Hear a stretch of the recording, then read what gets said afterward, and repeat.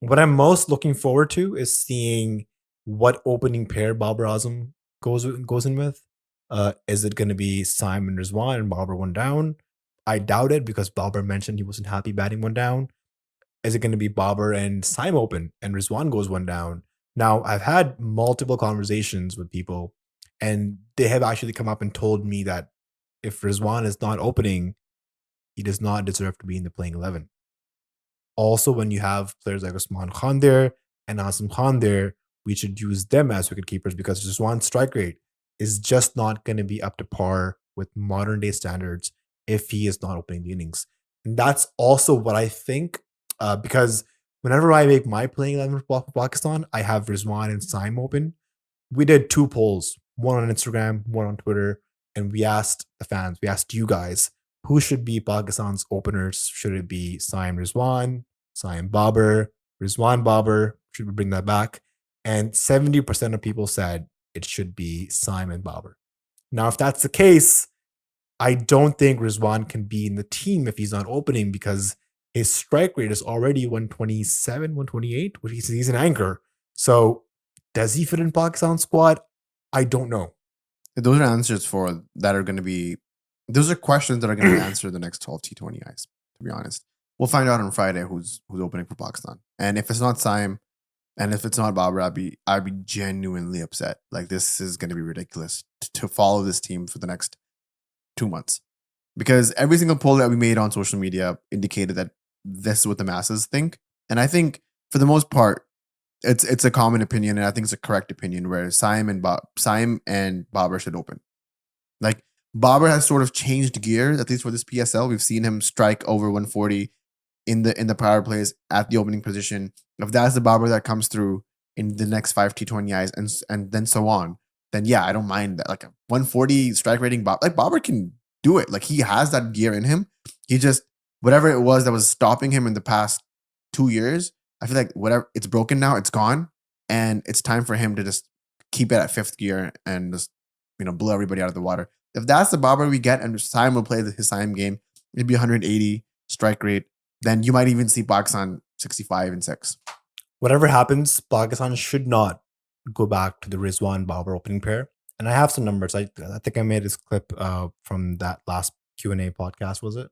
Where I said that Rizwan Babar were a defensive opening pair. People just went at me. Lost their minds. I accept the criticism, but let me just bring in some statistical numbers for you. Babar Azam's strike rate in the power play is 117. Babar Azam has a 42.6% dot ball percentage batting in the power play. Mohammad Rizwan's strike rate in the power play is 117 as well, who has a 45.1% dot ball percentage. Now, Pakistan's power play strike rate since December of 2020 is 112. 112 batting strike rate of the Pakistan team since December of 2020. And this basically means that if Pakistan's average power play score is around about 40, 41 in 6 overs. Beautiful. 42-0 in 6. That's what Pakistan I can't tolerate that. You lose your mind. And I'm going to just emphasize why the power play is so important. Just one more thing, actually. So because of all the dot ball percentages of Babar and Rizwan in the power play, Pakistan on average wastes 21 power play deliveries.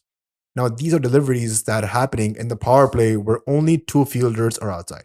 This is stats not gathered by Mazhar Bashar himself. This is by me. There's a new feature on Cricinfo. It's called Ask Cricinfo. You can type in questions and it'll give you prompt responses. Oh, is it like an AI situation? It's sort of like an AI. Oh, love that. So why didn't I just do that? You can type in Babar Azam's centuries. Oh, so you're telling me now after I asked and winning causes. I had to Wikipedia this. All right, I'm going to do that right now. It's actually, it's very fun. I play around with it all the time. I encourage you guys to do the same thing.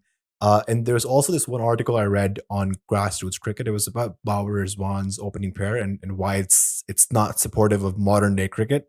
And it's important that Pakistan gets ahead in the power play rather than being behind. And I'll give you 2 examples.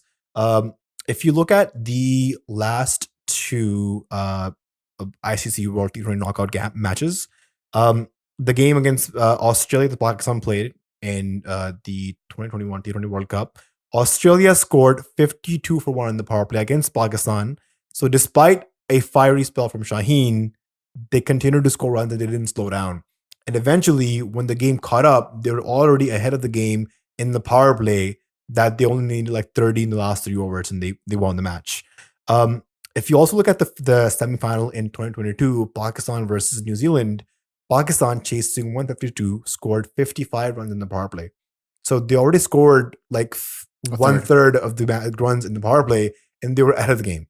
So these are very, very important parts of the match where if you have these small wins, they build up and they set a platform for the middle overs and the death overs. But if you're already behind in the power play, you're just constantly playing catch up. I totally agree with you now.